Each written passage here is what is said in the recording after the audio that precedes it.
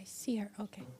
1 million Palestinians have been displaced since the 7th of October.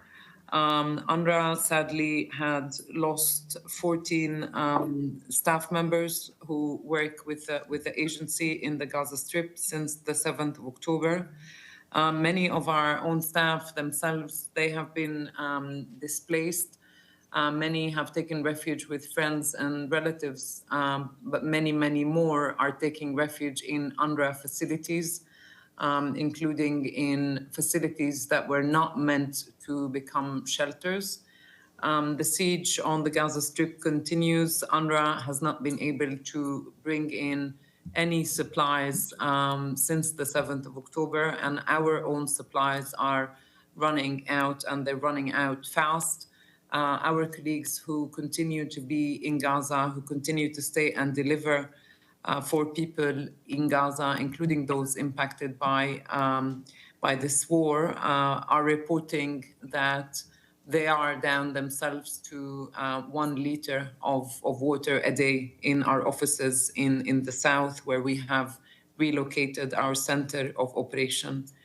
A very tragic situation on the ground. Bombardment and airstrikes continued in Gaza. Our own staff are impacted as well, terrified, very, very worried for what the next hour will bring, let alone what the next day will bring. They and us, we keep always in touch, and they tell us that they cannot even reassure their children to tell them that it's going to be okay, because maybe it's not going to be okay. We feel that the levels of desperation and frustration and exhaustion among our staff specifically increases by the hour. The longer this goes on, the longer the fatigue, the exhaustion, the frustration goes with that.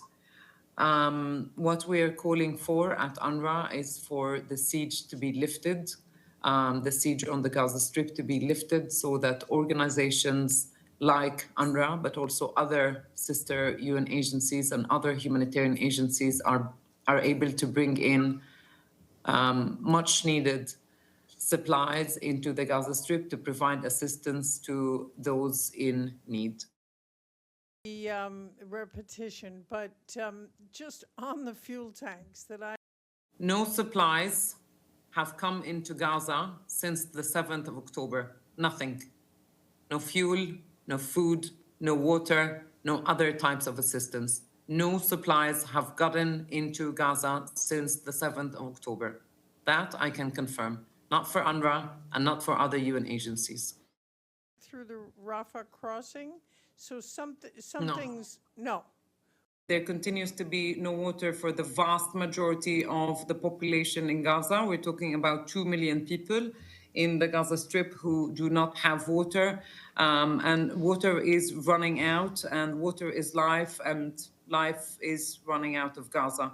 So we have not had any information or any updates. Sam first, and then you. Sorry. Thank you. My name is Ibtisam Azim. We are very concerned about the spread of waterborne diseases if water continues not to be available in Gaza, because we do know that people are resorting to dirty water sources, including water from wells. And the other thing about the Rafah crossing, Israel bombed. No fuel tankers from UNRWA have crossed the borders today into Gaza. You may be referring to a media report, so let me clarify for you and for everybody in the room and online that UNRWA was moving some of its existing but very limited stock of fuel that we already had inside Gaza. Just give me the question, please. The question is prior to October 7th.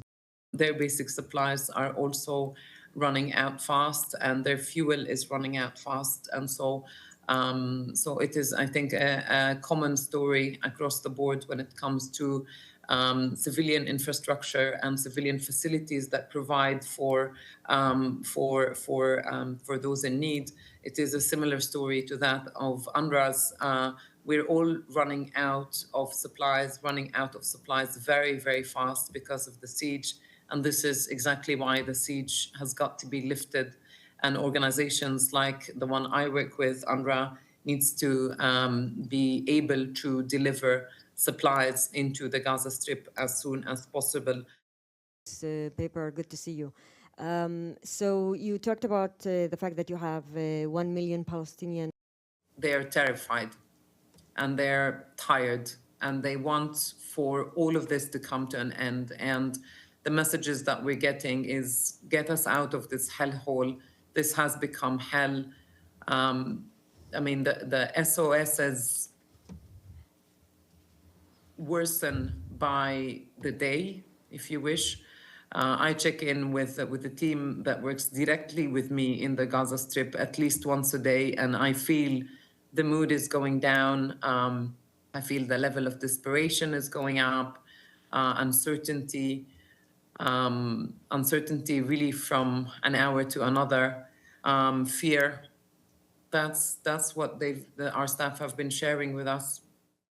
When was the last time UNRWA facilities were inspected?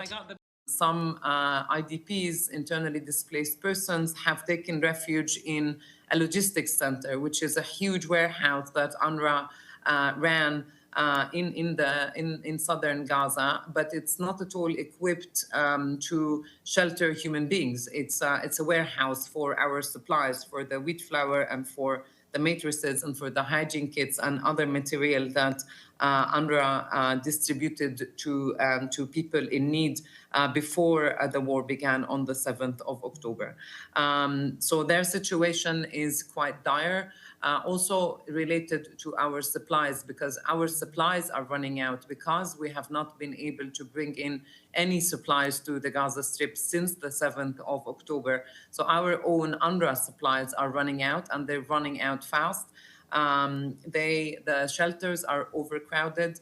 The shelters do not have enough sanitation services. We are getting reports that hundreds of people are sharing one toilet, for example. So related to the previous question, we do have serious concerns about the spread of waterborne diseases in the Gaza Strip, especially among those displaced. Many of those displaced are actually UNRWA colleagues, and they tell us that they're shell-shocked. They're shell-shocked simply to lose their home, to become homeless, and to come and take refuge in what is a UN facility, whether it's a school or a logistics center or a medical facility.